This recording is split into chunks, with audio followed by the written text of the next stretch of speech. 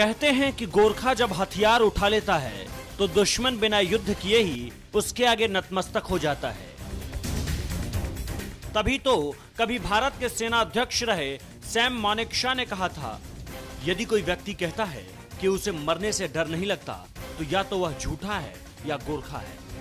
ये एक ऐसी रेजिमेंट है जिसकी बहादुरी को पूरा विश्व मानता है। गोरखा रेजिमेंट बलिदान का दूसरा नाम है। इसी रेजिमेंट के भरोसे तो अंग्रेजों ने हिटलर से टक्कर ली और हिटलर इस रेजिमेंट से इतना प्रभावित हुआ कि वो भी इस रेजिमेंट की बदौलत पूरी दुनिया को जीत लेना चाहता था। देश में जब भी संकट के बादल गहराए तब तब इसी रेजिमेंट को याद किया गया।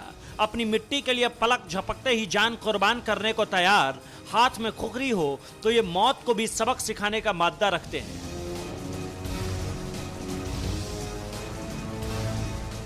आप सोच रहे होंगे कि भारत में गोरखा कैसे आया, तो आपको बता दें कि नेपाल से गोरखा आए हैं। हिमालय की तलहटी में बसा नेपाल में गोरखा नाम का एक जिला है जो योद्धाओं के लिए विख्यात है।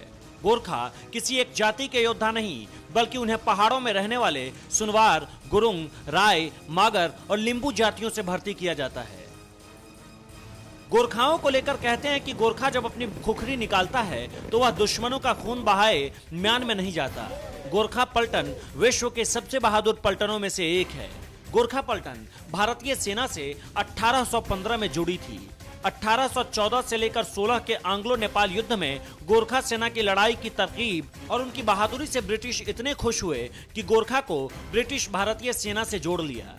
अगर आप ये सोच रहे होंगे कि गोरखा आर्मी सिर्फ भारत की सेना में है तो आप गलत हैं।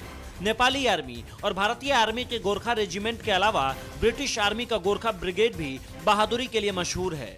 अपनी बहादुरी से गोरखा पलटन ने कई युद्ध जीते हैं, जैसे 1947-48 में उरी सेक्टर, 1962 में लद्दाख, 1965 और 1971 में जम्मू और कश्मीर। श्रीलंका भेजी गई शांति फोर्स में गोरखा पलटन भी थी। गोरखा पलटन के लिए ऑफिसर्स को गोरखा भाषा सीखनी पड़ती है। ब्रिटिश या भारतीय ऑफिसर्स के लिए जरूरी है ताकि वह अपनी सेना के सैनिकों से उनकी ही भाषा में बात कर सके। गोरखा पलटन के नियमों के अनुसार दशहरा पर भैंसे की बलि देने का रिवाज है और यूनिट के सबसे जवान सैनिक को यह अवसर मिलता है। इससे पहले देश के आर्मी चीफ रहे दलबीर सिंह सुहाग भी गोरखा राइफल से ही थे। महाराजा रणजीत सिंह ने भी इन्हें अपनी सेना में स्थान दिया था। गोरखा रेजिमेंट को बहादुरी और अदम्य साहस की वजह से इंडियन आर्मी लड़ाकू नस्ल मानती है। इस वजह से गोरखा रेजिमेंट को कई सुविधाएं भी दी जाती है।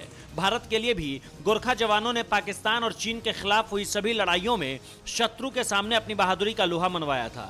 गोरखा रेजिमेंट को इन युद्धों में अनेक पदकों और सम्मानों से अलंकृत किया गया, जिनमें महावीर चक्र और परमवीर चक्र भी शामिल है। बलिदान ही इस रेजिमेंट की पहचान है। यहाँ होने का मतलब चुनौतियों से दो चार होना है। मातृभूमि पर मिटना इस रेजिमेंट की पहचान है।